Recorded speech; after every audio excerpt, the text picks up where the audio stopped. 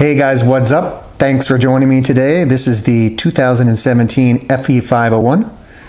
Got a dozen or so mods that we've done to this bike, and I'll put the links down below so you can find out additional information if you're interested. Thanks for joining me. Now, probably the best bang for buck on the build visually is the Sicass rear brake light and the Sicass flush mount signals. I love how they tuck up and under and along the fender. Nice clean look and finish. Next, I highly recommend the Zeta handguards with the integrated turn signals and the small but effective Power Mad mirrors. Love those little guys. The whole package ties in real nicely with the factory 501 Husqvarna theme. So the FE501 comes straight from the factory for riders between 165 and 175 pounds. And I personally don't know any riders who are 165 pounds on a 501.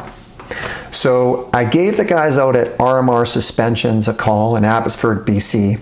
And these cats specialize in suspensions and tuning.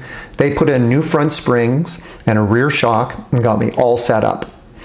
They put in a Scott steering stabilizer, and we also did the Recluse EXP 3.0.